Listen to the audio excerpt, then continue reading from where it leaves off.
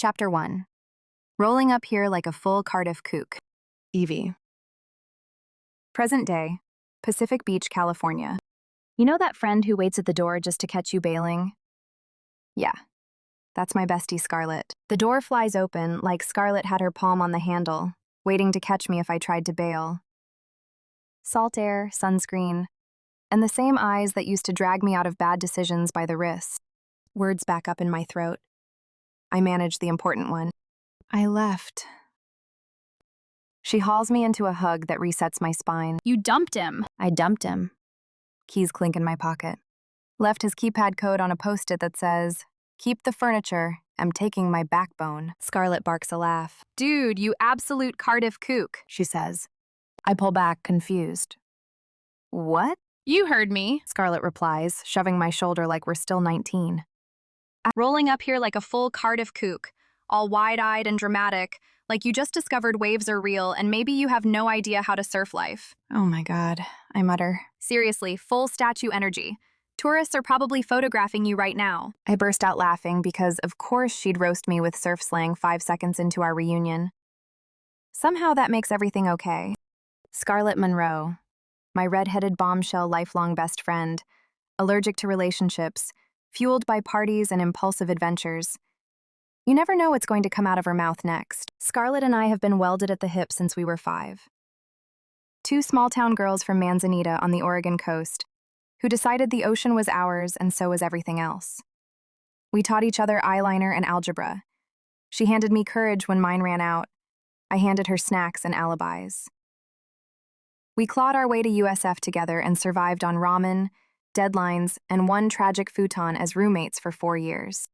Then life forked. Scarlett moved to San Diego after graduation for sun and a real salary, running marketing campaigns at a big telecom and learning to pronounce quarterly targets without gagging. I stayed in San Francisco, went to work for a biotech startup because my boyfriend Chad worked there, and because I mistook proximity for destiny. Scarlett kept texting beach photos. I kept texting lab selfies and red flags I captioned as jokes. I brought a peace offering. I raise a paper bag. Burrata, basil, and the good Malden. Forgiven 80%. She's already slicing. I move without asking, pan on, tomatoes blistering, pasta water hissing. I unclog her sink with a bobby pin and baking soda because the drain is louder than my thoughts.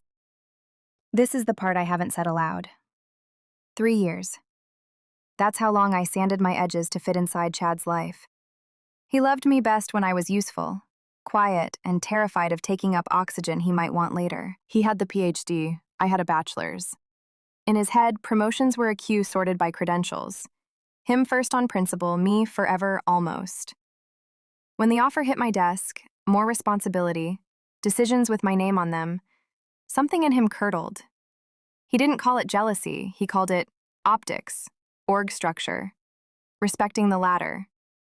Like my raise had violated physics, jealousy didn't show up with fireworks.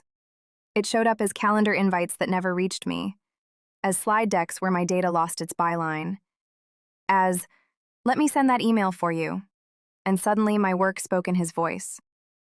Policies shifted. Who could sign off? Who could touch the master protocol? Tiny edits appeared that made my caution look like confusion. He started moving pieces around me like I was lab furniture. Present, useful, silent. Then the proof. Version histories that logged changes under my account while I was in a meeting.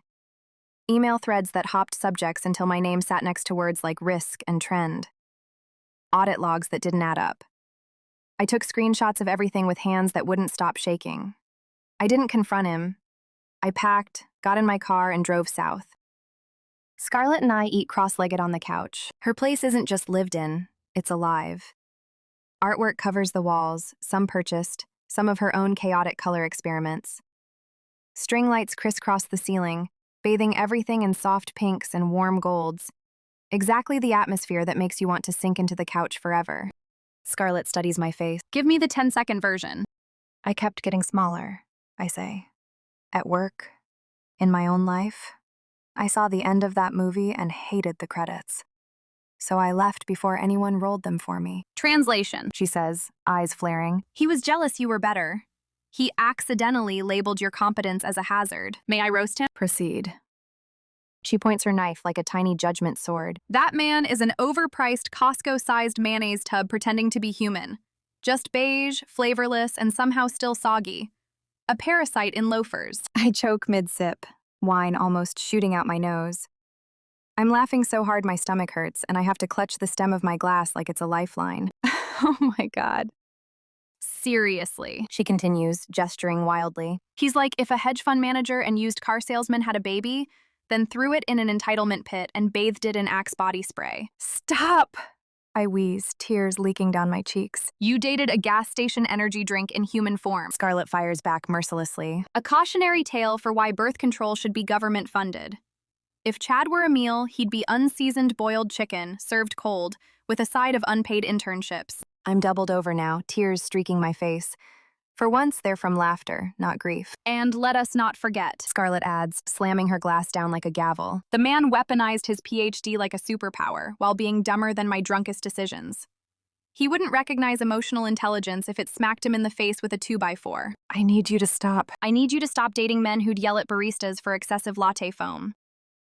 She waits for our laughter to simmer, then, Did you block him? in your parking lot. Good. Rule 1 holds. She clinks her glass to mine. Tell me what you want now. My lipstick, I say before I can scare myself out of it. The one I've wanted to invent since high school. The reason I chose chemistry as my major. A formula that lasts all day, won't smear, won't transfer to your teeth, and won't crack your lips. Scarlet's grin is full witch blessing. I'll clear a shelf and my calendar. I will also clear your ex from the astral plane with a giant sage bundle. Priorities. Lipstick. I still need a job. Temp lab pools, UCSD, Salk. Also Sephora nights for discount intel. We'll feed your savings and your R&D. Meanwhile, I will cook like a Sicilian grandma who owes you money. I left San Francisco with a trunk of clothes, a box of us, my grandmother's scarf, and a car Chad hated because it looked like joy. I thought the freeway would swallow me whole. Instead, the white lines stitched me back together.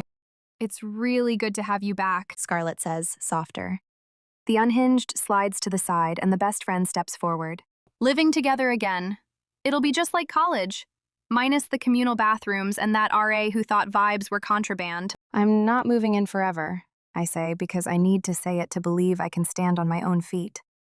Once I find another job, I'll get my own place, Absolutely. she says serenely. Say that while I am monogramming your towel with a wine stain. My lipstick, I say again, because speaking it twice makes it solid. I'm finally going to do it. Not someday. Now. Scarlet points at me like she's swearing me in. You will do crimes with color. Also, I'm first on the pre-order list. You're the list. She leans her head to mine. Welcome home, Evie. I exhale. The knot loosens a polite click. Okay. I'm home.